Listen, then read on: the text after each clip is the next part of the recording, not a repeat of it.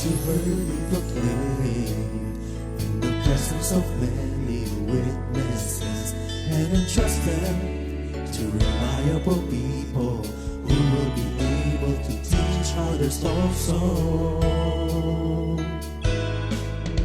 Take the teachings you heard me proclaim in the presence of many witnesses, and entrust them to reliable people who will be able to teach others also. Take the teachings you heard me proclaim in the presence of many witnesses, and entrust them to reliable people who will be able to teach others also. Take the teachings you heard me proclaim in the presence of many witnesses, and entrust them to reliable people who will be able to teach others also. 2 Timothy 2:2. Hallelujah, 2 Timothy 2:2. Praise the Lord. 2 Timothy 2:2. You and me, let us proclaim the gospel. 2 Timothy 2:2. Hallelujah. 2 Timothy 2:2. Praise the Lord. 2 Timothy 2:2. You and me, Let us proclaim the gospel of Jesus Christ. The harvest is plenty, but the workers are few. As for me and my house, we will serve the Lord. We will serve the Lord.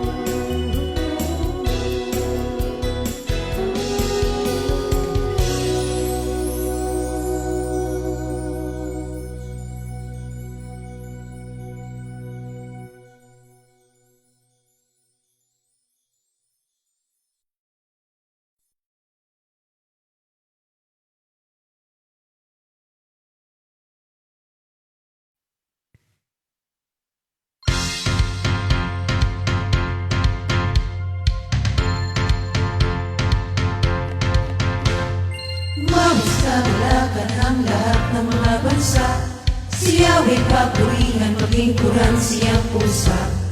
Atin ang tagumpay sa lahat ng panahon, umawit sa kagalakan ang lahat ng mga bansa.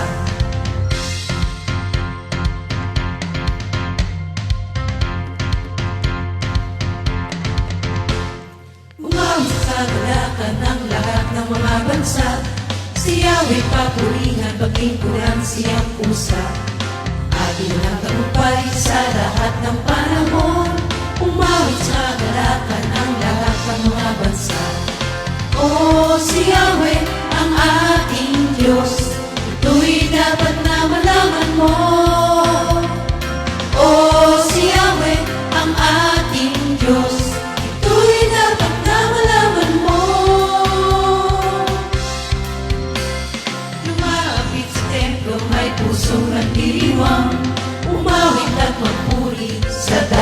dakong banal. Awitan siya at pasalamatan, lumapit sa templong may pusong nagdiriwang. O si Yahweh ang ating Diyos, ito'y dapat na malaman mo. O si Yahweh ang ating Diyos, ito'y dapat na malaman mo.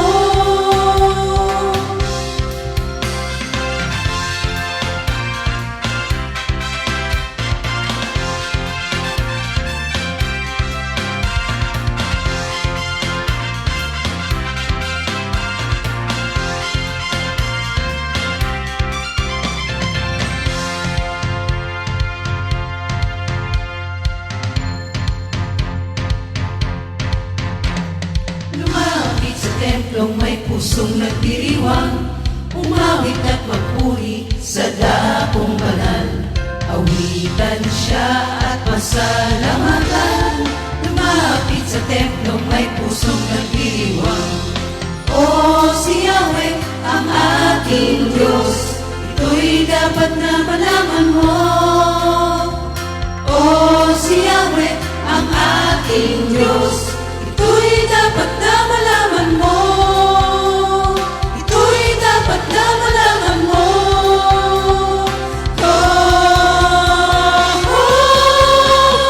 Lumapit sa templong may pusong nagdiriwang, umawit at magpuri sa dakong banal.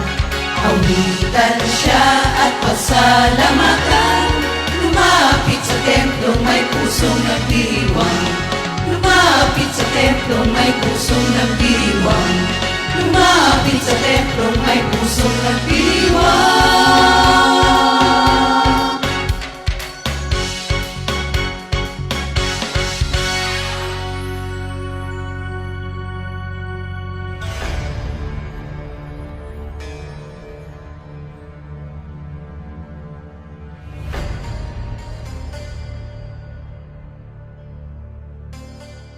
Malapit na sa Jerusalem nang sila'y dumaan sa Bethfage, sa bundok ng mga Olibo.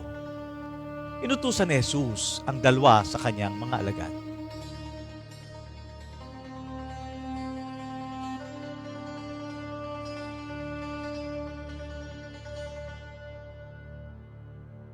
Pumunta kayo sa susunod na nayon at makikita nyo kaagad doon ang isang inahing asno kasama ang kanyang anak. Kalagan nyo ang mga iyon at dalhin sa akin. Kung may magtanong sa inyo, sabihin niyong kailangan lamang ng aming Panginoon at ibibigay agad ang mga iyon sa inyo.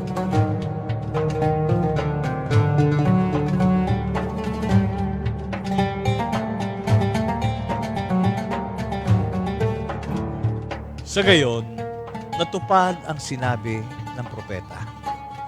Sa lungsod ng Zion ay ipahayag ninyo. Tingnan mo, ang hari mo'y dumarating.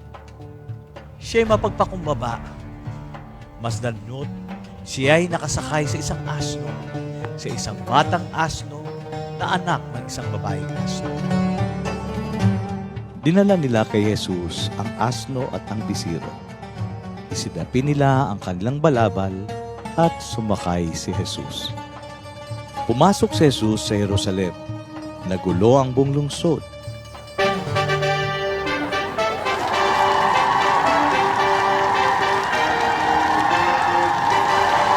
Nagsisigawan ang mga taong nauuna at sumusunod sa Kanya.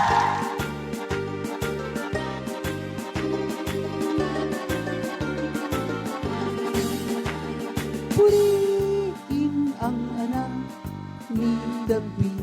Hallelujah, hallelujah. Purihin ang anak ni David. Hallelujah, hallelujah. Pinagpala ang dumarating sa pangalan ng Panginoon. Pinagpala ang dumarating sa pangalan ng Panginoon. Purihin ang anak ni David.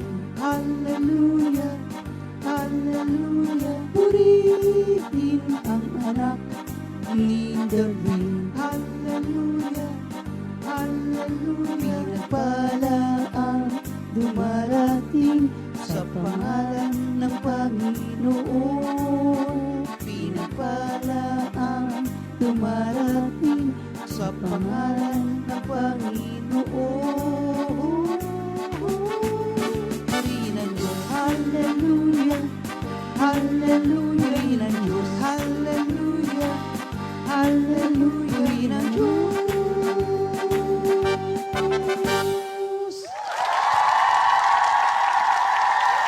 Maraming naglatag ng kanilang balabal.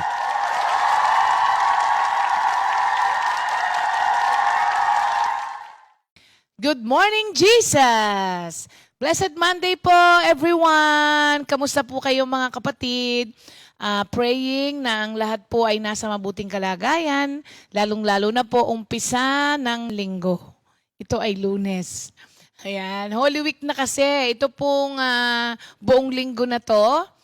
Mga kapatid, kami po ay merong hinanda para sa ating lahat na presentation and at the same time po ay celebration ng ginawa ng Diyos para sa ikaliligtas ng lahat ng tao. At ito nga pong araw na to, ang ating unang araw.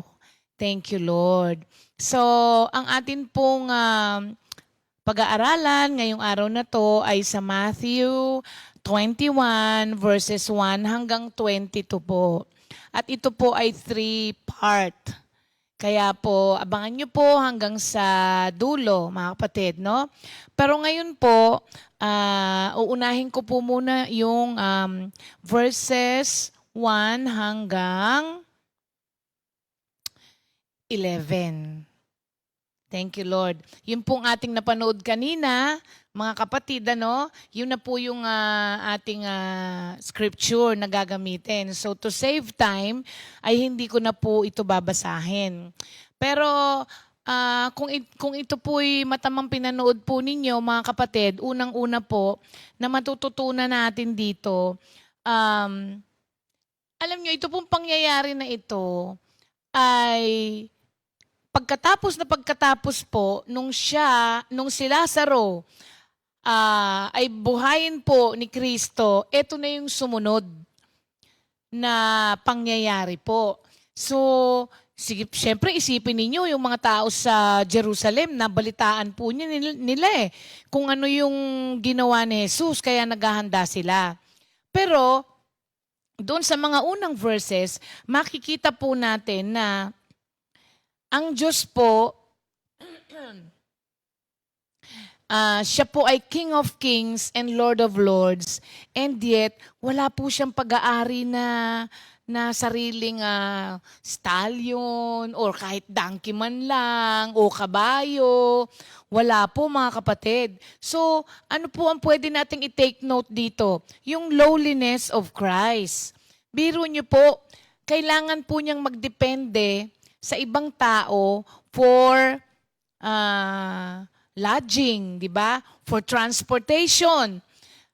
At natupad po dito yung sinasabi sa Matthew 8 verse 20 and Luke 9 verse 58 that the Son of Man, up to the very end, mga kapatid, the Son of Man has no place to lie down and rest. Tapos po, kung mapapansin ninyo sa kanyang ministry dito sa lupa, every time na meron po siyang pupuntahan to preach the Word of God, siya po ay naglalakad lamang. Wala po siyang sasakyan. Lagi po ang kanyang ministry, pumupunta po siya kung saan-saan by foot. So, kung ano po ang ibinigay ng Diyos sa kanya when He entered the world, which is yung kanyang mga paa, yun lang po talaga ang ginagamit niya kung saan man po siya gustong pumunta. So, at nakita rin po natin dito, mga kapatid, yung kanya pong omniscience. Imagine niyo po, yung 2 disciples na inutusan niya para po kunin yung colt. No? Kung ikaw yung inutusan Hindi ba? Marami rin tanong na siguro mapo-formulate ka. Pero nakita niyo po, alam na alam ng Diyos kung nasaan yung colt. Alam na alam niya kung saan pupuntahan ng 12 disciples. At ang sabi lang niya, sabihin niyo lang doon sa may-ari na kailangan niya na the Lord needs it. So, dinemonstrate po dito yung kanyang divine omniscience to further validate yung claim niya that He is the Messiah. So, wala po kasing omniscience kahit na sino sa atin. Only God can claim omniscience. Siya lamang po ang nakakaalam ng lahat ng bagay. So, itong 12 disciples naman na ito, yung 2 disciples naman na inutusan niya, makikita naman po natin dito yung kanilang obedience. Nang walang doubt, nang walang questioning, pumunta lang po sila. Kung tutuusin pwede mo itanong, hindi naman po kami kilala noon. Kahit sabihin namin na kailangan ng master, tatanungin pa rin kami noon. Pero wala po tayong narinig. Wala po tayong nabasa na sinabi po yon ng 2 disciples na inutusan niya. So makikita natin dito yung complete trust and obedience po nila kay Jesus Christ. Now, remember, the colt was borrowed. Again, makikita po natin dito na si Jesus had nothing of this world's goods. Wala po siyang ganun, mga kapatid. And in order to fulfill also the scripture, dahil yan po ay prophecy, that the Messiah was to enter the city riding on a colt, kailangan po niya, ang ihiramin niya ay colt. Di ba mga kapatid? So, nakita ko lang po dito, papaano po kaya na sumasakit ang puso ng Diyos every time po na ang concern po natin sa earth, sa mundo to na ginagalawan natin, ay always for material comfort and ease. Di ba? Parang siya nga Diyos nga po siya. Kung tutuusin, kaya naman din niya. Pero wala po sa kanya yung yung comfort. Kahit na po hindi maganda o maayos yung kanyang pagdaraanan, hindi po siya ganon. Tapos nare-realize ko rin po, pagka nababasa ko to, how materialistic we become. Even Christians, mga kapatid, na thinking na we must have things, lalong-lalo na ngayon, yung kung ano na yung mga nakikita nating mga gadget in order to live. Di ba? Para bang sa loob-loob natin, minsan sinasabi natin, hindi ako makaka-minister ng maayos kapag wala ako nito. Hindi ako makakakanta maayos pagka ganito-ganito. Pag hindi maganda yung mic ko, pag hindi ganun, di ba? Parang nakukuha po ba natin, mga kapatid? Kay Lord, wala pong ganun Kasi, hindi po doon ang kanyang focus. Tapos, ang isa pang significant fact na makikita po natin dito, kapag yung proclamation of His Messiahship na ang at stake, gagawin niya lahat. It doesn't matter kung wala siyang sasakyan o kung manghihiram lang siya o maglalakad lang siya, okay lang po sa kanya yon. As long as magawa niya kung ano ang pinagagawa ng Diyos sa kanya. Minsan po, nakakotse na tayo, nagrereklamo pa tayo. May mga sasakyan na pong ibinigay sa atin ng Diyos, ang dami pa po nating reason kung ba't hindi tayo maka-attend ng fellowship. Dito si Jesus Christ, dinemonstrate na po niya rito na yung kanyang yung kanyang purpose, hindi po nawawala sa kanya, mga kapatid. Untainted nga ang tawag And unswerved by the world. Hindi siya natitinag. Walang sasakyan, di maglakad. Kulang ang pamasahe, di maglakad. Tayo binigyan na ng sasakyan. Ang dami-dami pa po nating mga reklamo. Mga kapatid, Tapos, nakita ko nga po rito yung detailed preparation ng Diyos for His entering Jerusalem. Masyadong detalyado yung kanyang pinlano na pagpasok po niya. Now, Dito po sa prophecy na binanggit po dito sa verse 5, sabi, "Tell the daughter of Zion, behold, your king is coming to you, lowly and sitting on a donkey, a colt, the foal of a donkey." So, pagka po tinignan mo to, meron po ritong finufulfill kasi na prophecy si Lord na makikita rin natin sa Zechariah 9, verse 9, which is nasa verse 4 and 5 din po nitong Matthew 21. Una, sabi, "Rejoice greatly, O daughter of Zion." So, dito po makikita natin that Jerusalem was to be told or given threefold warning. Ba't kailangang warningan ang Jerusalem dito sa verses 5 and 4? Unang-unang warning yung, "See, your king comes to you." Ang sabi po rito. Kasi the Jerusalem's king was coming. Kagaya po ng ine-expect ng Jerusalem. Tama naman po yun, mga kapatid. They are correct in expecting the king to come. What was wrong ay yung kanilang expectation. Parang siya, no? Ironic siya. Tama ang kanilang expectation, but there is something wrong with their expectation. Kasi, ang expectation nila darating ang king, very good. But the expectation kung papaano ang pagdating ng king, dun sila nagkamali, mga kapatid. So, anong pinapakita po rito? The danger of being so fervent in our own ideas na ang idea po kasi nila, darating ang Messiah riding on a majestic horse na hindi yung colt na maliit, yung malalaki, yung panggera, yung ganun po. Ganun ang expectation nila na pagdating ni Kristo. At ang expectation po nila na pagdating niya as a monarch. Pag sinabi mong monarch, parang royal blood. Yung bonggang dating po talaga na magarbo. Yun ang kanilang expectation Magarbong pagdating. Kaya lang, kabaligtaran lahat.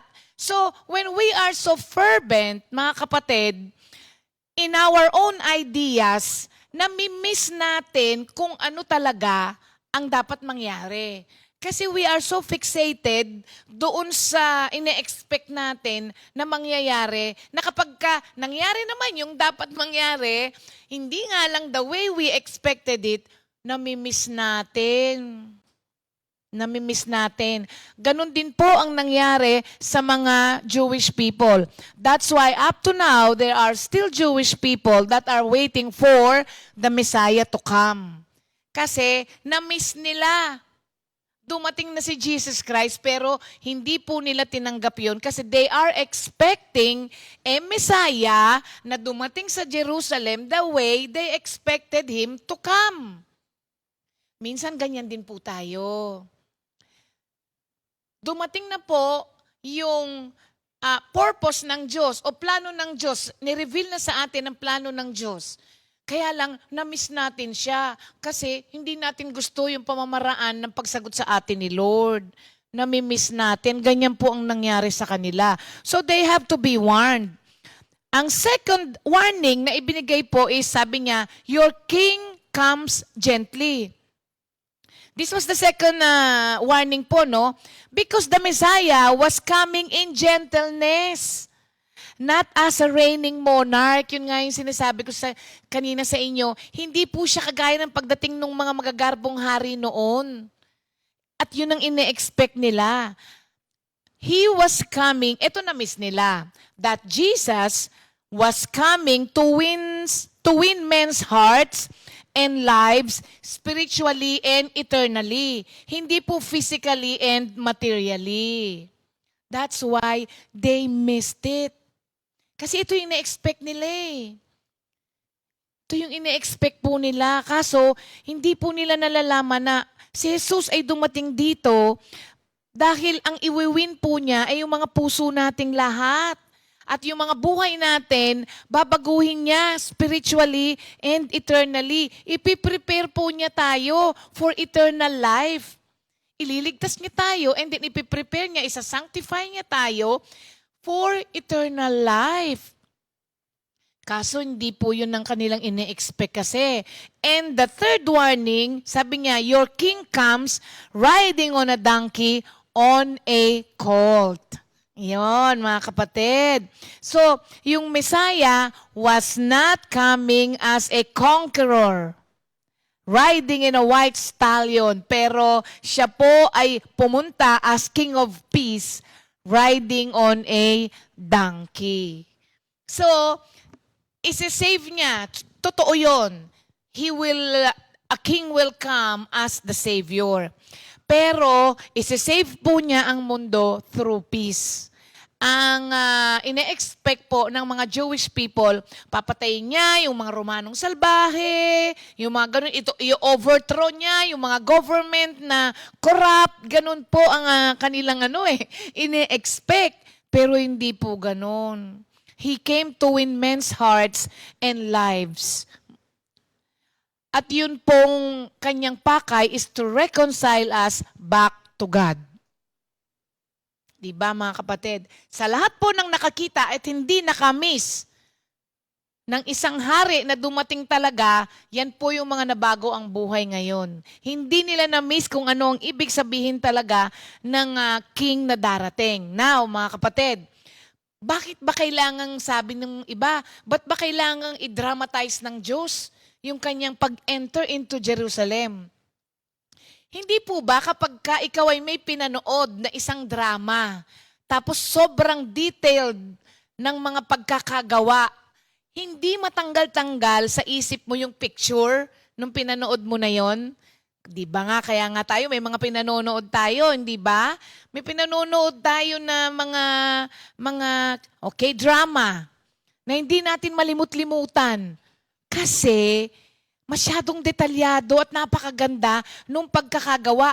Yun po ang isa sa mga purpose ng Diyos kung bakit masyadong dramatize yung kanyang pagkakagawa at sobrang detalyado ng lahat ng kanyang pag-enter into Jerusalem para po hindi natin makalimutan.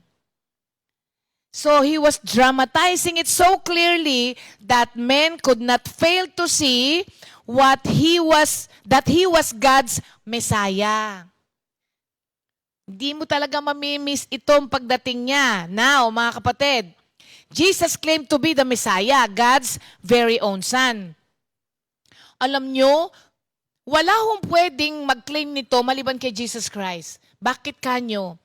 The pain that He took para ma-fulfill lang itong prophecy na to, clearly shows, mga kapatid, that totoo yung pagkiklaim niya sa pagiging Messiah niya.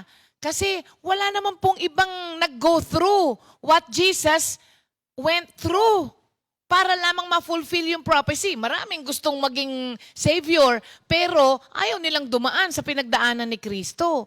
So pag inisip mo po yun, yung pain na binata niya, kahit nakapag-pray na siya na, sana wag ko nandanasin ito.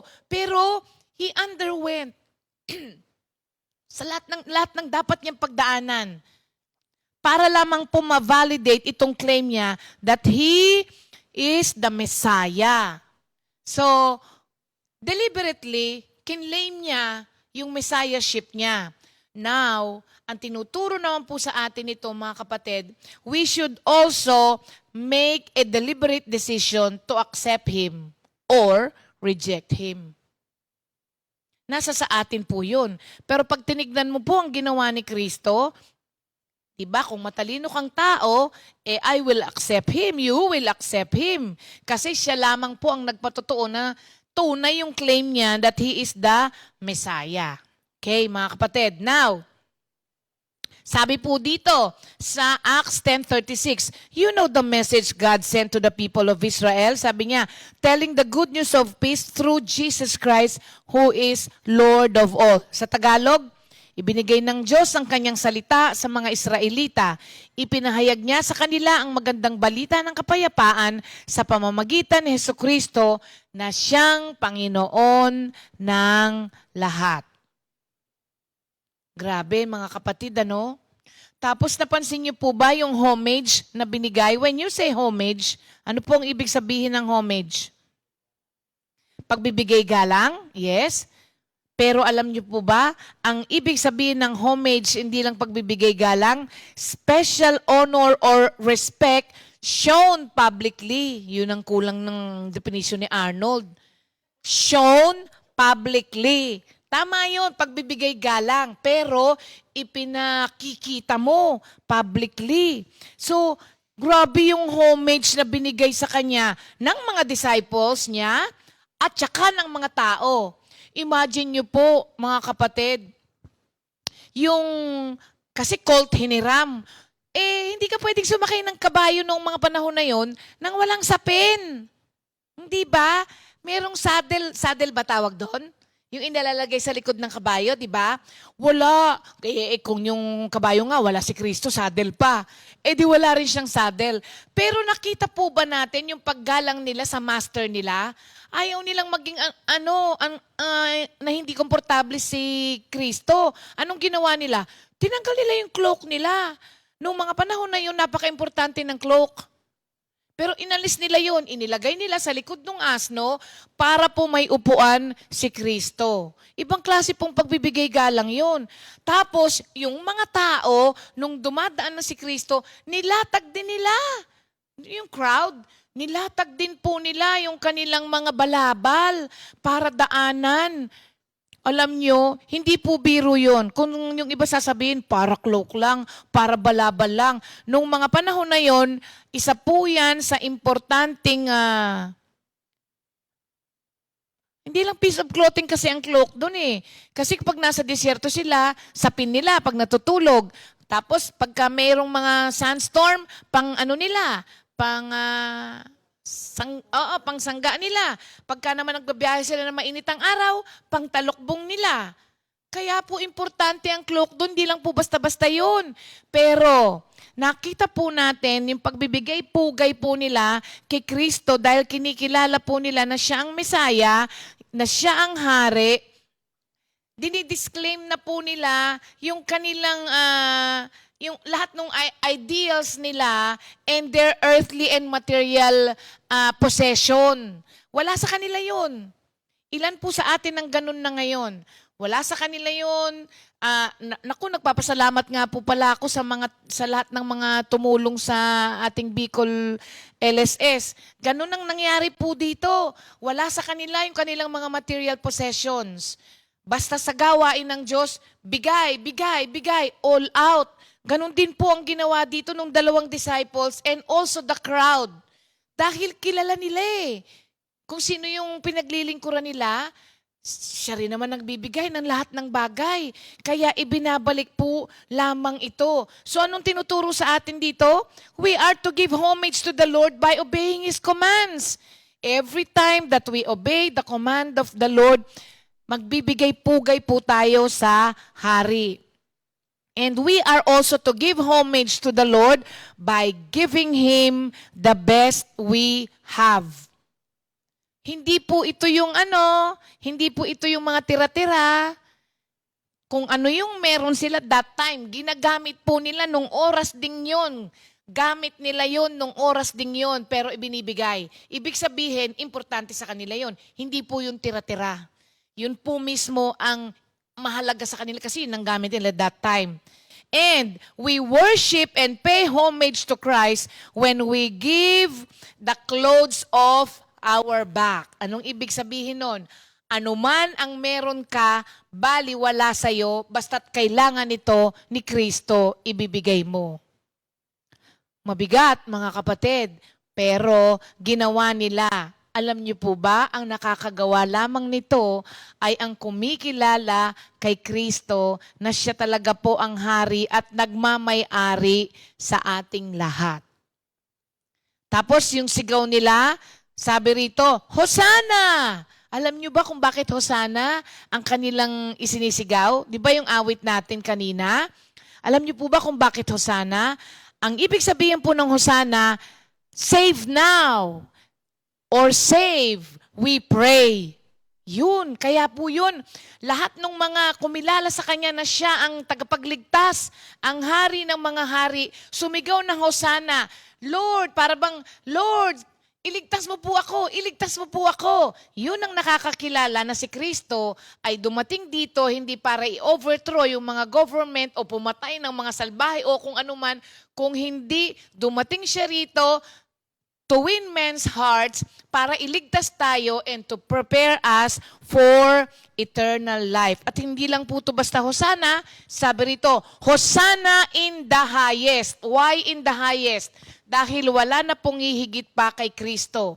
John 3:16, For God so loved the world that He gave His only begotten Son, that whoever believes in Him will not perish but have eternal life. So wag nating kalimutan yan, mga kapatid. Isa po yan sa pinakamahalagang dahilan kung bakit sineselebrate po natin ang Holy Week. God bless you mga kapatid. And sa mga, ito, may mga susunod pa po, hindi pa tayo tapos. Ito lamang po ang ating first part. Narito naman po yung ating pangalawang yugto nitong Matthew 21 na atin naman, na i-share naman po sa atin ni Sister Maripaz.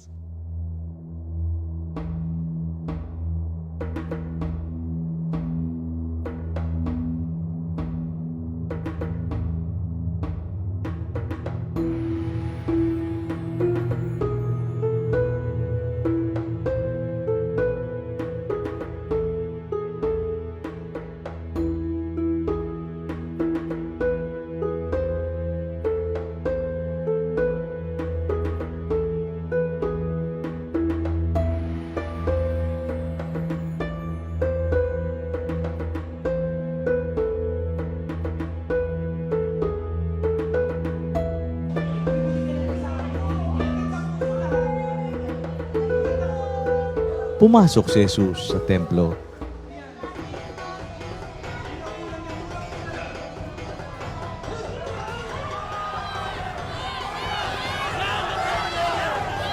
Ipinagtataob niya ang mga lamesa ng mga namamalitan sa lapi at mga upuan ng mga nagtitinda.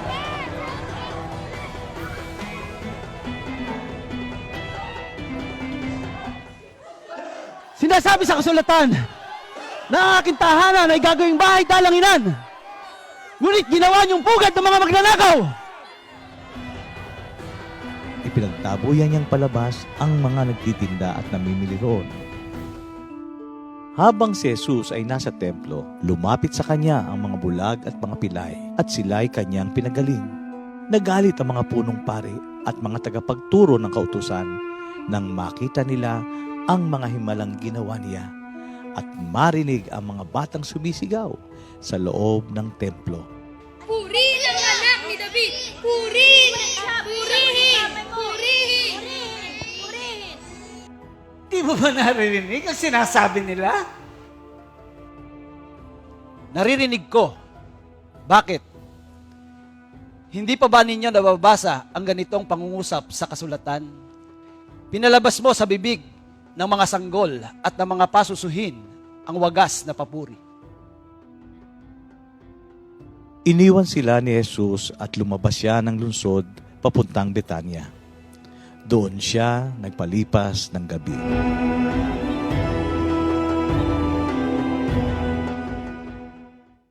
Praise God. Good morning mga kapatid. Hallelujah.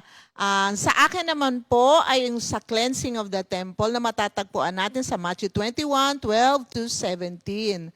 So napakaganda po talaga pag-aralan ang mga nangyari nung Semana Santa. Nakakatuwa po. At ito po ay isa sa mga napag-aralan ko. At alam po natin na itong ang pagkagalit ni Jesus, di ba, sa templo. Nakita naman natin sa play kanina na siya'y nagalit at nakita natin na ang Diyos pala ay nagagalit din. Pero nakakatuwa ang Panginoon Kasi habang inaaral ko to, may tinuturo din siya sa akin na ang kahalagahan po ng templo ng Diyos. Kasi po, kagaya nan, kung minsan, di ba, pagka may mga kanya-kanya po kasing lugar talaga sa bawat okasyon. Halimbawa, manonood ka ng sine, saan ka pupunta? Di ba sa sinehan? Pag ikaw ay gusto mong makakita ng iba't ibang hayop, pumunta ka sa Manila Zoo, di ba? Makakita ka doon, iba't iba. At kung gusto mo naman ng makasakay sa Ferris wheel, pumunta ka rin doon sa mga ganoong lugar or carnival. So ito, pero dito, meron talagang tinakdaang ang Panginoon na bahay o lugar ng pananambahan at panalingan o panalangin. Panalanginan. Yan. So medyo mahirap yung Tagalog niya, no? Tongue twister. So thank you, Lord, dahil dito, pinakita ng Panginoon sa naganap na sa ating play na napakahalaga at pinahahalagahan ng Diyos ang templo, ang kanyang tahanan, na dapat din na lahat ng sumusunod sa kanya ay pinahahalagahan, ginagalang ang kanyang templo. Kaya sobrang galit ni Lord.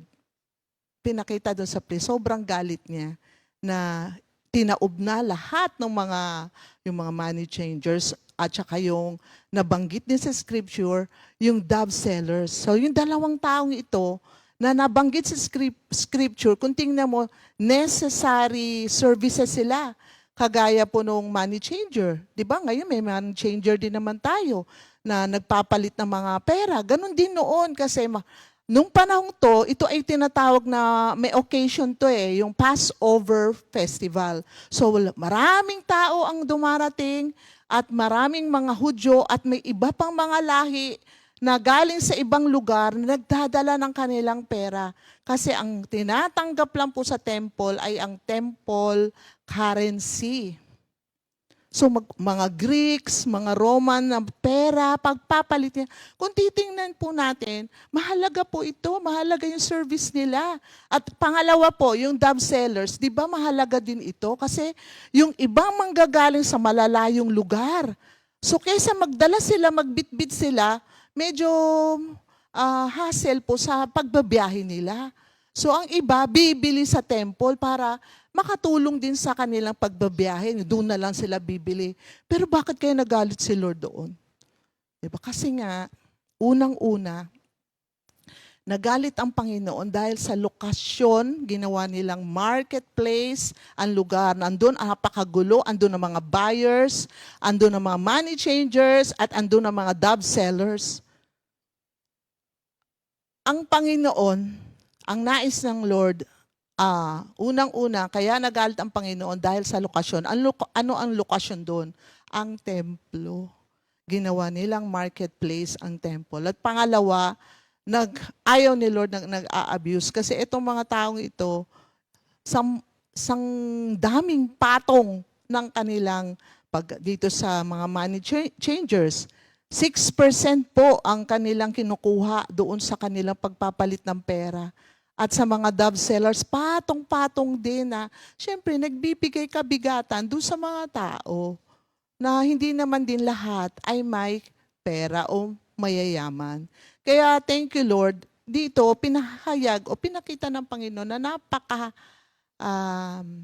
napakasagrado ng kanyang templo, na mahal ng Diyos ang kanyang templo, na dapat natin itong igalang at mahalin din kagaya ng ipinakita niya.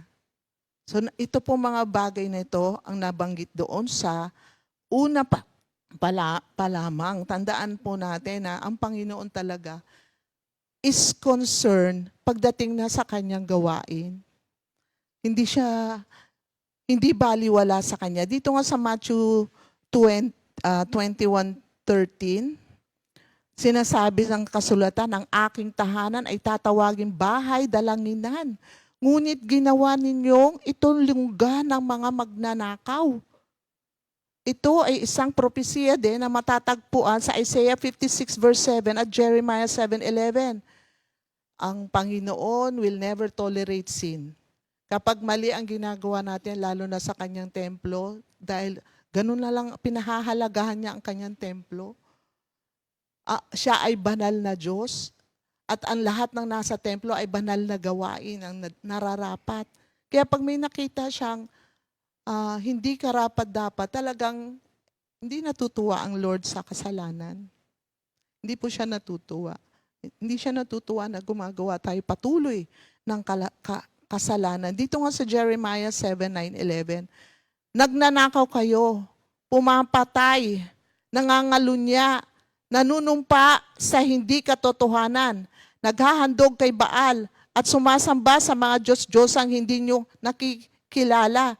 Ginawa ninyo ang aking kinamumuhian, at pagkatapos haharap kayo sa akin, sa aking templo, at sasabihin ninyo, ligtas kami rito. Bakit? Ang tahanan bang ito'y mukhang lungga ng mga magnanakaw? Nakikita ko ang ginagawa nyo. Akong si Yahweh ang nagsasabi nito. So, tandaan po natin, hindi nalulugod ang Panginoon sa kasalanan. At kung lalo na kung sa kanyang templo mo, natin nagagawa. Ayaw niya nang gumagawa tayo ng kamalian sa ating kapwa. Ayaw niya na nanloloko tayo sa ating kapwa. Tandaan po natin, ang negosyo hindi masama. Pero kapag ito ay may tamang lugar sa lahat ng bagay, ang templo ay lugar ng pananambahan at panalalanginan. So ito lagi po natin tandaan, never na God will tolerate ang mga mali, ang kasalanan. So kayo nga, no, nang galit si Jesus, pumasok si Jesus sa templo, pinagtabuyan niyang palabas ang mga nagtitinda, namimili roon, pinagtataob niya mga mesa ng mga namimili ng salapi at mga upuan ng mga nagtitinda ng kalapati. So dito rin sa New Testament, si Pablo sinabi rin kay Timoteo sa 1 Timothy 3:15, upang kung hindi man ako makarating agad, ay malaman mo kung ano ang dapat na maging ugali ng mga tao sa sambahayan ng Diyos na buhay, sa iglesia na haligi at saliga ng katotohanan. So dapat po pala merong mga right conduct and right behavior as people of God, as those who are called by God. So sabi nga dito sa 1 Timothy 3:8-13, ang mga tagapaglingkod naman ay dapat din maging kagalang-galang, tapat mangusap, hindi lasenggo at hindi sakim sa salapi. Kailangan sila'y tapat sa pananampalataya sa ating ipinapahayag at may malinis na budhi. Kailangan subukin muna sila, at kung mapatunayan sila'y karapat-dapat, saka sila gawing mga tagapaglingkod. Gayon din naman ang kanilang mga asawa ay dapat maging kagalang-galang, hindi mapanirang puri, mapagtimpi at tapat sa lahat ng mga bagay. Ang mga tagapaglingkod sa iglesia ay dapat isa lamang ang asawa at maayos mga siwa sa kanilang mga anak at sambahayan. Ang mga tagapaglingkod na tapat sa tungkulin ay nagkakamit ng paggalang ng mga tao at nagkakaroon ng malaking tiwala dahil sa pananampalataya kay Jesus. So, meron po talagang tamang pag-uugali. Hindi nalulugod ang Panginoon kapag tayo ay gumagawa ng mali sa kanyang templo. At lahat ng bagay, lalo na ang ating mga ginagawa sa araw-araw, it matters to God. Kasi minsan sinasabi natin na hindi naman masyadong kasalanan to. Alam naman ni Lord na kailangan ko lang gawin. Pero it matters to God. Yung nabasa po natin sa Jeremiah 7:9-11, na siya'y nakatingin.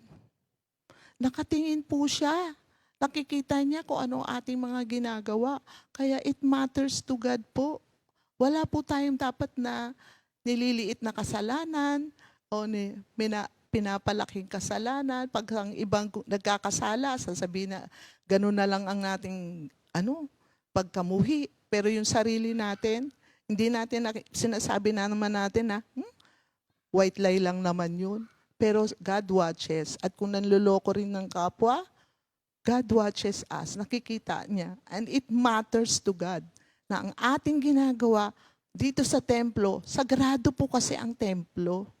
Kaya mataas talaga ang standard ni Lord. Kasi sabi ko nga, kasi minsan may nagsasabi na ang hirap naman sumunod sa John, sa aklat ni Juan yun sa John 6 I think, na ang hirap naman sumunod, hindi ko maintindihan ang sinasabi ng Panginoon. Kaya ang iba nag-iwanan, nag-alisan. Pero ang simple-simple lang po talaga ng sinasabi ni Lord na kamuhian natin ang kasalanan. Ang ayaw ni Lord, ayaw din natin sapagkat siya ay banal na Diyos. Mahal niya ang kanyang templo, mahal niya ang kanyang gawain. At pangalawa po, doon sa verses 14, habang si Jesus ay nasa templo, lumapit sa kanya ang mga bulag, ang mga pilay, at sila'y kanyang pinagaling. So doon sa una po, ang bahay ng Diyos o ang templo ay bahay panalingan. Panangalingan. Yan. Ang pangalawa naman po, ang bahay ng templo, lahat po ay welcome. Kaya dito sabi nga dito sa verse 14, si Jesus ay nasa templo, lumapit sa kanya ang mga bulag, ang mga pilay, at sila'y kanyang pinagaling. Alam niyo po, napaka-significant ng pangyayaring ito. Dahil sa panahon pong yun, hindi po katanggap-tanggap ang mga may physically handicap. Nasa Leviticus 21:16-21 yun, mga kapatid. Kaya pagka may physical handicap ka, you are not allowed to worship, to give offerings, give sacrifices in the temple. At saka meron ka lang certain place na pwede ka lang, doon ka lang. Pero dito nga, ang mga merong physical na handicap ay pumasok sa templo at sila ay pinagaling ng Diyos. So ano sinasabi po dito? Na lahat, kahit na ano ka pa, ikaw ay welcome. Lahat, wala pong tinatangi ang Diyos. Ang lahat ay tinatanggap niya. Man ikaw ay bulag, ikaw ay pipi, physically handicapped, kung merong kakulangan sa sarili mo, ikaw ay insecure, ikaw ay lasenggo, ikaw ay magnanakaw, lahat tinatanggap ng Diyos. Pero ito po, hindi dapat tayo nananatili sa ganong kalagayan. Huwag kang mag-alala, hindi ka mananatili. Kagaya ko rin noon na ang mga gawain ko ay puro kalikuan, hindi tama, hindi nakakalugod talaga kay Lord. Nung lumapit ako sa Kanya, tinanggap niya ako, siya din nag-ayos ng buhay ko. At ngayon, sa awat grasya ng Panginoon, ay nakakapaglingkod ako sa Kanya ng may malinis na budhi. So tayong lahat, yung kalinisan ng budhi, kailangan meron tayong sa paglilingkod kay Lord, malinis ang puso natin. Palagian. At kung hindi man, nakakatuwa kay Lord, hingi ka lang ng tawad, balik ka sa Diyos, realize na ayaw ni Lord ng meron tayong karumihan sa ating puso. Tandaan natin, we are also the temple of the Holy Spirit. Hindi lamang gusali, nandoon ang Diyos na nananahan. Ngayon ay siya ay nananahan na sa mga tao na kung saan siya ay tinanggap. Kaya napakahalaga po na kapag tayo, itong pangyayaring ito ng pagpapagaling niya sa mga handicap ay isang open door para sa lahat ng may kakulangan na lumapit sa Panginoon. Ito na yung panahon na lagi tayong lumapit kay Lord at tayo ay welcome lagi. Pero huwag kang mag-alala kung meron ka pang diferensya dahil aayusin ng Panginoon. Aalisin niya ang hindi nakalulugod. Dati po, madaling magmura, pero pag nakakay Lord ka na, naku, ang lakas po ng conviction, hindi mo na kayang makarinig ka nga lang ng mura ako pag nakakarinig, napapaganon ako. Kasi hindi na kaya gawin yung dati mong kinaluluguran, kinasisiyahan na mga bagay na nasa mundo at mga kasalanan. Ngayon, iba na po talaga ang bagong buhay na kay Kristo. Ayaw na natin ng mga hindi nakalulugod sa Panginoon. Ang mga bagay na maaring dati gustong-gusto natin, yung mga barkada na nasa lugar na madidilim. Pero ngayon, hindi na natin gusto yun. Ano ang kaligayahan ng Kristiyano? Ang naging laging sa piling ng Panginoon. Kasi doon sa piling ng Diyos, may kapayapaan, may kagalakan at may pag-ibig. Masaya ang buhay kapag na kay Lord. At alam ko, lahat tayo ng mga nakaranas na nito, lalo na yung sumunod sa Panginoon, iniwanan lahat. Napaka-sarap talaga ng nasa Panginoon. Napakaligaya. At nagbibigay saya sa ating mga puso. Kung gusto nyo talaga ng masayang buhay, ito nga lagi ang sinasabi ko, hanapin mo si Lord, lumapit ka sa Panginoon, at yan naman ay gustong-gusto naman ni Lord ibigay sa'yo na maging yung buhay na ganap at kasiya-siya. Ayan lang ang sikreto. Kasi lahat naman ay bukas na ngayon, bukas na ang pintuan. Ang kailangan lang, mga kapatid, lumapit tayo sa Diyos. Dahil lagi mong nakabukas ang kamay ng Panginoon sa lahat ng tao. Ano man ang iyong pangangailangan, pupunuin ng Diyos. Kung may diferensya ka pa, ayusin ng Panginoon. Napakabuti ng Panginoon sanctification na tinuturo sa atin linggo-linggo. Hindi man tayo perfect pa, pero unti-unti nababago, naaalis yung mga hindi nakalulugod kay Lord. Pero kailangan po, lumapit tayo sa Kanya because lahat po ay welcome sa Kanya. Kailangan lang po talaga lumapit tayo, mga kapatid. At ang pangatlo, yung sa verse 21, 15 to 17, yun yung nagsabi ng mga bata, di ba? Ito, nagalit ang mga punong pari, ang mga tagapagturo ng kautusan na makita nila ang mga himalang ginawa niya at marinig ang mga batang sumisigaw sa loob ng templo. Purihin ang anak ni David. Sinabi nila kay Jesus, naririnig mo ba ang sinasabi nila? Naririnig ko, tugon ni Jesus. Hindi ba ninyo nabasa sa kasulatan, pinalabas mo sa bibig ng mga sanggol at ng mga pasusuhin ang wagas na papuri?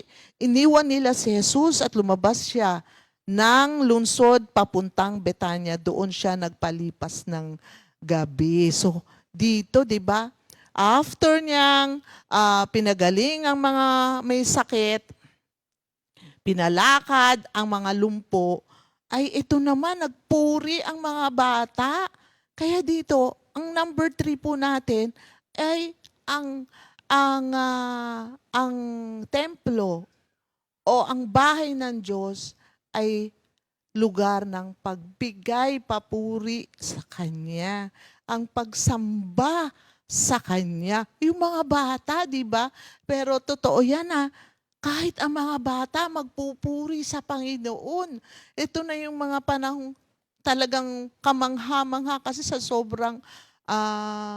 sobrang kagalakan, wala ka talagang masasabi kundi, praise God, thank you Lord, hallelujah.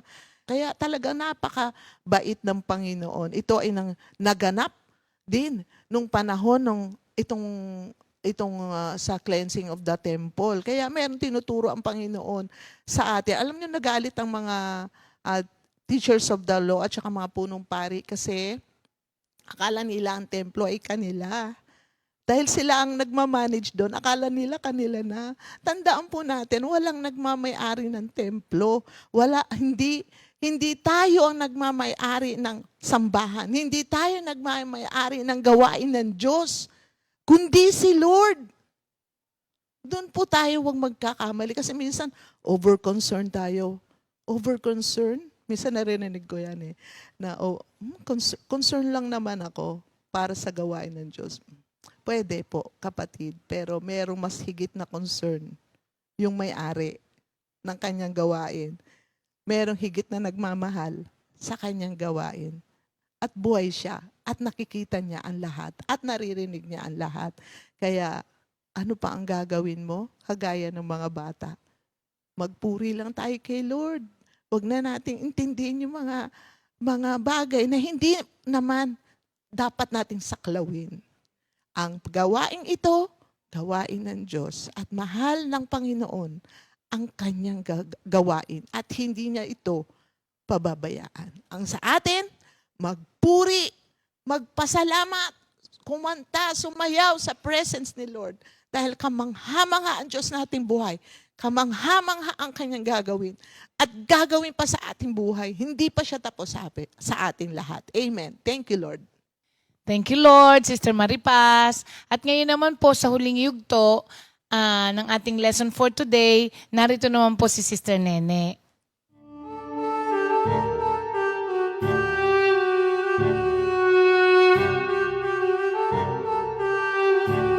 Kinaumagahan, nang si Jesus ay pabalik na sa lungsod, nakaramdam siya ng matinding gutom. Nakita niya ang isang puno ng igos sa tabi ng daanan. Nilapitan niya ito, ngunit wala siyang nakitang bunga. Puro mga dahon lamang. Hindi ka na mamumunga kailanman. Paano natuyo agad ang puno ng igos na ito?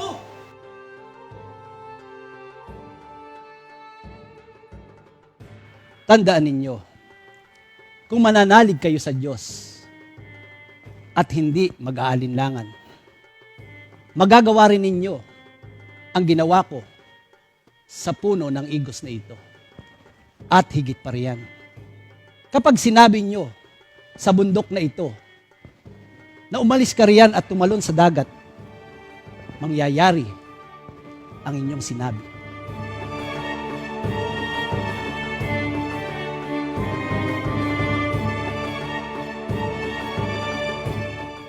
Yan. Praise the Lord, mga kapatid.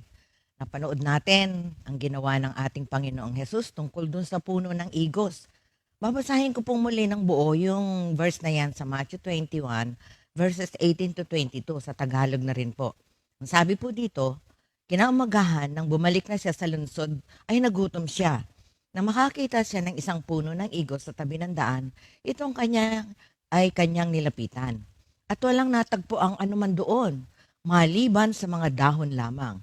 Sinabi niya rito, kailanmay hindi ka na muling magkakaroon ng bunga. At natuyo ka agad ang puno ng igos. Nang makita ito ng mga alagad, ay nagtaka sila. Na nagsasabi, paanong natuyo ka agad ang puno ng igos? Sumagot si Jesus at sinabi sa kanila, katotohanang sinasabi ko sa inyo, kung kayo'y may pananampalataya at hindi nag-aalinlangan, hindi lamang ninyo magagawa ang nagawa sa puno ng igos, kundi kahit sabihin ninyo sa bundok na ito, maalis ka at mapatapon sa dagat, ito ay mangyayari at anumang bagay na inyong hingin sa panalangin na may pananampalataya ay inyong tatanggapin. Ito po ay ayon sa Mateo 21, 18 hanggang 22 sa ang Biblia Tagalog version. So ano po ba ang kahulugan ng igos? Sabi po ng Bible Dictionary, i-Englishin ko na lang po ha.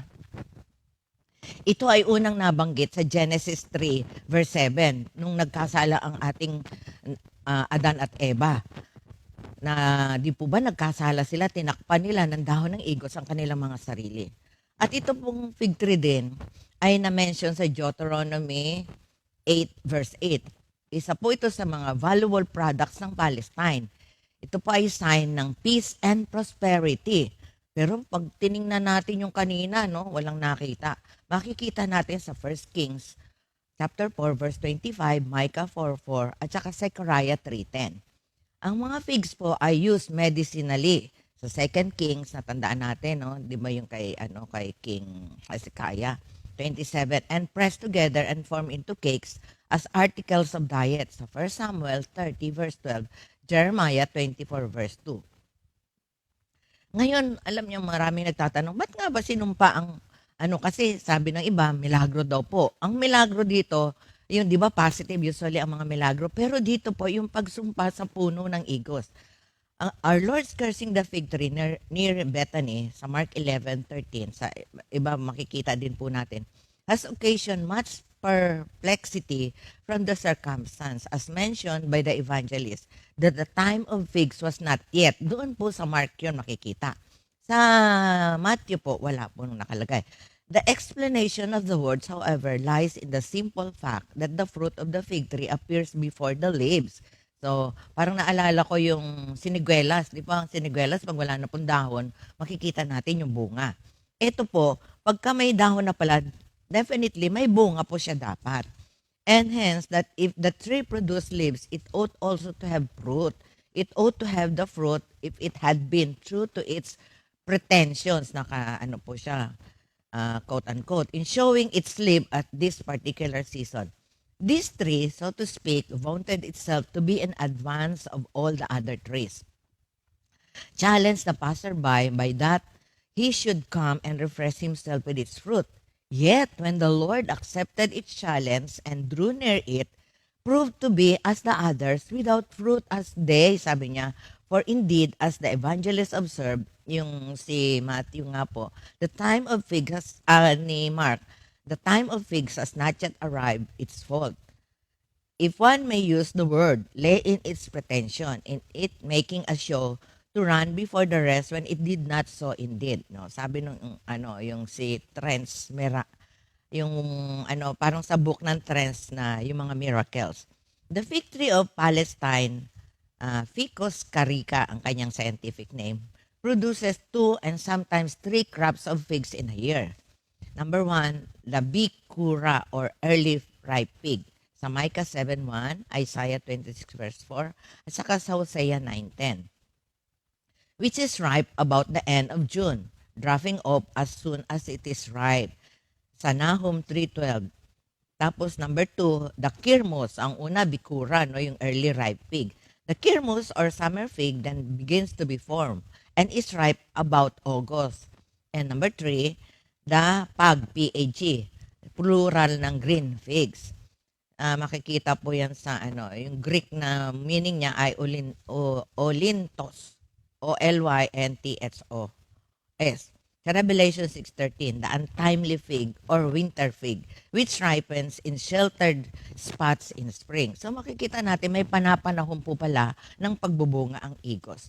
Ngayon, ano po ang matututunan natin? Ako natuwa po ako, may 3 bagay po ako nakita, kababasa ko. Sabi ko kay Lord, ano po ba makita? Una, yung judgment. Pag sinabi mong judgment, verdict o sa Tagalog, husga, na tanging ang Diyos lamang, which only God has the right and sole authority. Ito po pinapakita, shows how powerful God's word is. When He speaks, it is as good as done. Diba? Naalala natin yung ating prayer, Numbers 23 verse 19, sabi doon, God is not like man who lies, but when He speaks, it is as good as done. Pag sinabi ng hari, hindi mababali. So, una, judgment, no? Pag-uusga. Pangalawa, babala po ito. Babala para sa ating mga mananampalataya o followers of the Lord. O maaring sinasabi natin tayo mananampalataya o tagasunod ni Kristo, pero ito po nakita. Ang tanong po ay, is He really Lord of our lives or only of our lips? Or are we just religion? Or do we have a relationship with Him? Or are we just words or faith with works? Are we fruitful or full of words, no action? So pinakikita po ito yung ginamit po doon sa mga karamihan ng mga mangangaral ay hypocrites. O kaya yung mga empty religion. Sabihin, puro lang panlabas, wala naman pong nakikitang tunay na bunga. Ang bunga, alam natin, ay bunga ng Espiritu Santo. Yung love, joy, peace, patience, kindness, goodness, faithfulness, humility, and self-control. Kaya, suriin din po natin ang ating mga sarili. Kung tayo po ba ay tagasunod lang, yung parang kagaya lang, sumasabay lang sa agos, yung sabi nga, just joining the bandwagon, o tayo po ay sumusunod sa mga panukala at utos ng ating Diyos. Pangatlo po, ito po ang natuwa ako, assurance of answered prayer. Pero ito po ay nangyayari, sabi ni Lord, not doubting but fully trusting that God is able to do. Ito po natuwa po ako, ano bang pwedeng gawin ng ating Diyos? Doon po sa Living Bible, yung Ephesians 3:20, ganito po ang pagkasabi. Now glory be to God, who by his mighty power at work within us is able to do far more than we would ever dare to ask or even dream of, infinitely beyond our highest prayers, desires, thoughts, or hopes. So, biro ninyo, no, yung sinasabi ni Lord, masigit pa. Pag sinabi natin dito sa bundok, napupunta sa dagat, ganun po ang magagawa ng mga salita. Kasi tayo po mga Kristiyano, nasa bibig natin ang kapangyarihan ng buhay at kamatayan. Kaya matuto po tayo mga kapatid dito sa isinumpang fig tree. Sabi na iba, milagro daw po yon. Pero pag tinignan naman natin yung sumpa, parang yun nga, mas malamang po ito ay babala sa atin. Na wag po tayo na yung parang pakitang tao lang yung ating pagiging Kristiyano o binobroadcast lang natin na tayo ay Kristiyano, pero wala naman tayong pagmamahal. Di ba? Sabi nga ni Pablo, kung alam daw natin ng maraming wika, pero wala naman tayong pag-ibig. Kasi tandaan po natin, yung pag-ibig na yan, ibinuhos na sa puso natin, kaya madarama po yan ng mga taong pinagsasabihan natin o sinishare natin ng tungkol sa ating Panginoon. At makakakita po tayo ng pagbabago sa mga buhay ng mga taong nakakarinig ng salita ng Diyos. So yan po ngayon, Semana Santa, pagmuni-munihin natin ang buhay natin. Tayo ba yung puro dahon lamang? O yung bunga nakikita sa atin na hindi na natin kailangan sabihin, oy, ako ay Kristiyano. Kundi madarama, makikita ng mga tao na tayo, kung ano yung sinasabi natin, yun po ang ginagawa natin.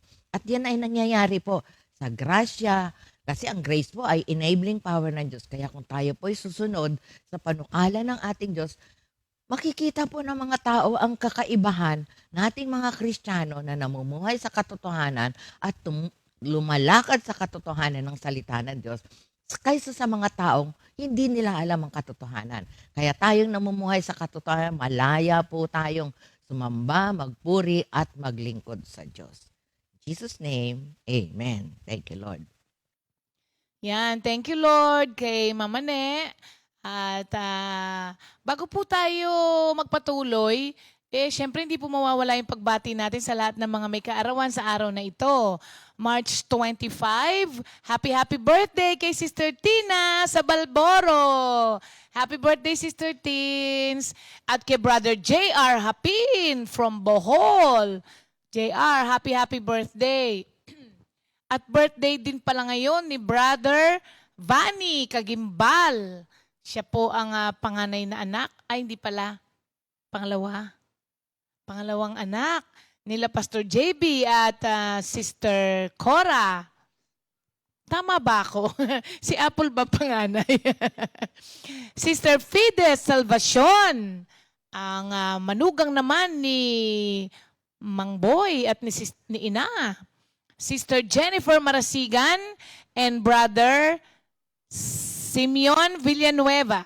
Happy anniversary din po kay Brother Mark and Sister Steph Aranda from Chicago. Happy birthday po and happy anniversary.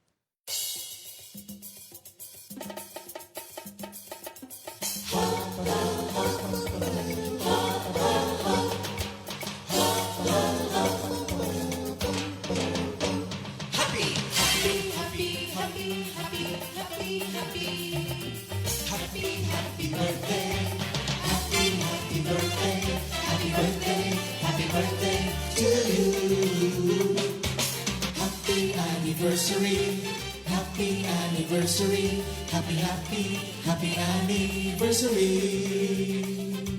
Happy anniversary. May the good Lord bless and keep you. May the Lord's light shine upon you. Happy anniversary to you. Happy birthday to you.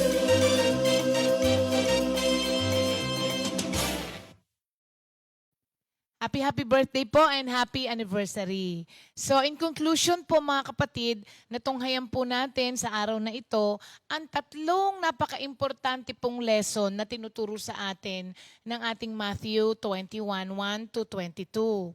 So pay homage to the King of Kings dahil po siya ang nagligtas po sa atin. At ipagsigawan po natin yan sa mga tao dahil ang homage ay pagpupugay, hindi lang po pagpupugay, kundi pagbigay ng respeto at ito'y inilalahad mo pa sa ibang tao. At yung cleansing of the temple, mga kapatid, napaka-importante po kasi sa Panginoon. Alam niyo po yung salitang sacrilege?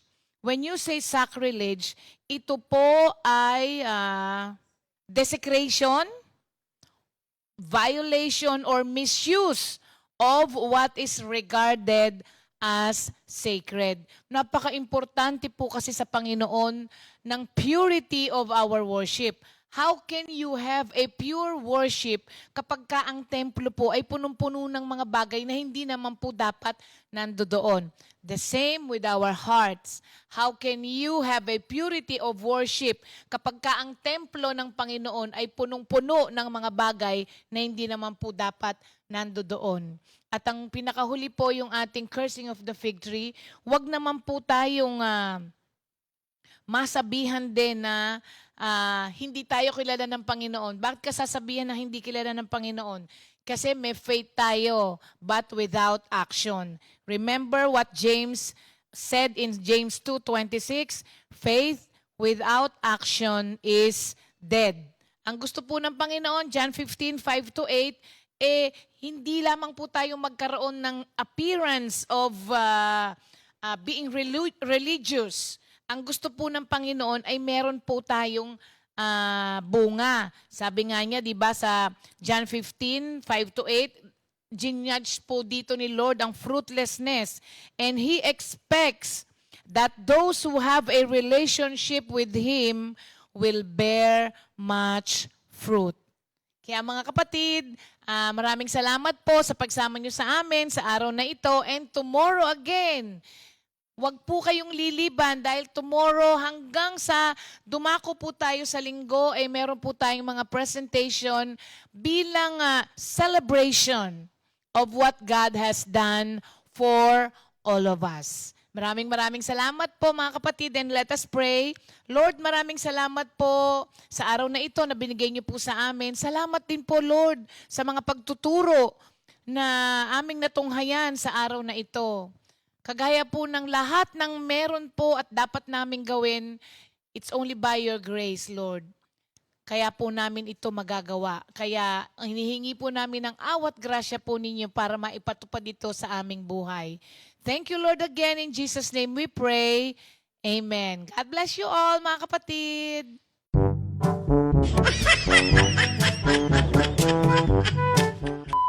At makikita nyo doon ang isang asnong nakatali kasama ang kanyang anak.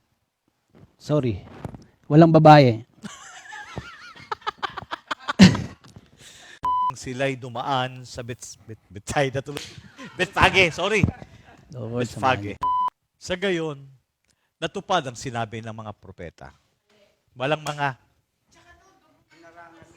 Saan ako? Dito? Dito.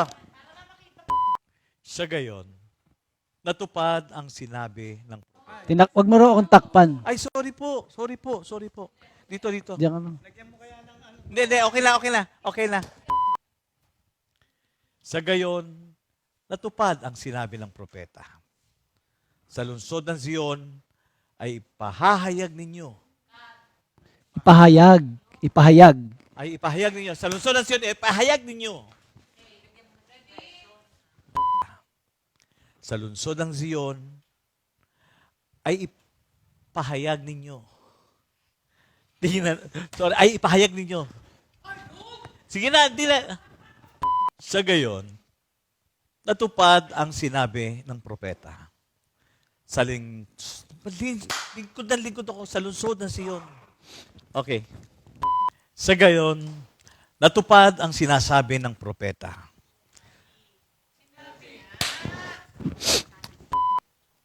Sa lungsod ng Zion,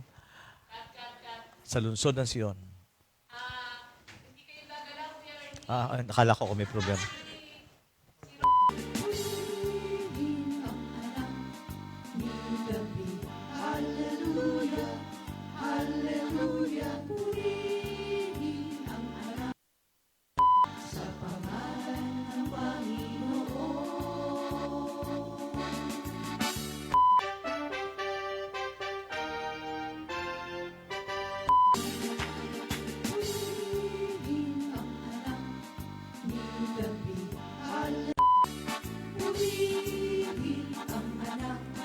ni David. Hallelujah, hallelujah, purihin ang anak. Purihin ang anak ni David.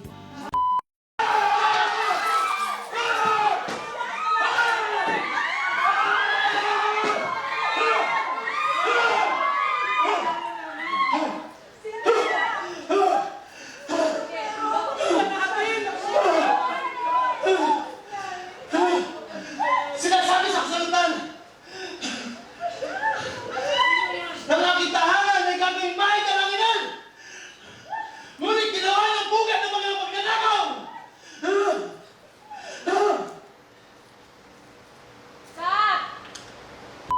Purihin ang David. Purihin, purihin. Purihin. Purihin ang David! Hindi pa ba ninyo nababasa sa nababasa ang ganitong pangungusap? Hindi pa ba ninyo nababasa sa ganitong pangungusap ang ganitong pangungusap sa kasulatan? Paano natuyo agad ang puno ng igos? Ewan ko.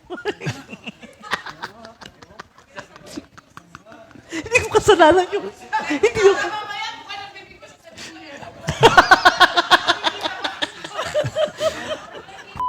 Yun. Kapag sinabi nyo sa bundok na ito na umalis ka riyan at tumalon sa dagat, mangyayari ang inyong sinabi. Naintindihan nyo?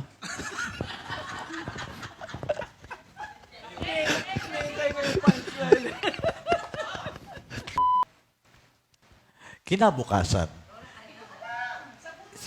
Hindi ba to? Nagbago na pala. Mali ko. Kinabukasan. Dito pa. Saan ba? Dito? Kinaumagahan. Okay. Nakita niya ang isang puno sa tabi ng daan. At igos. Nakita niya ang isang sumasagot naman eh. Oh. Pag sinabi kong, Sorry. Hindi Isang ka na puno. mamumunga. Nakita Kailanman. niya isang puno ng igos sa tabi ng daanan. Nilapitan niya ito, ngunit wala siyang nakitang bunga. Yung mga dahon lamang. hindi ka na mamumunga kailanman. Paano natuyo agad ang puno ng igos? Hindi ka tumingin doon. Hoy! Tumingin na.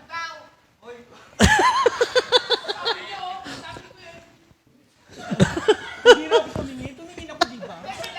Hindi, akala niya liyak. Yan sabi niya dito ako tumingin. Oo. Baka ito matuyo, ha? Simula kay Jesus. Game. Tandaan ninyo. Si Brother Ernie, sumasagot pa eh. Hindi naman.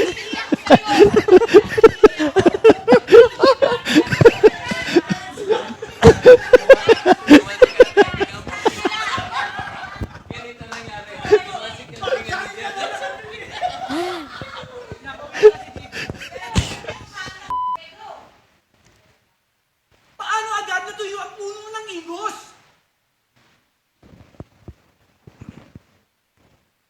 Tandaan ninyo.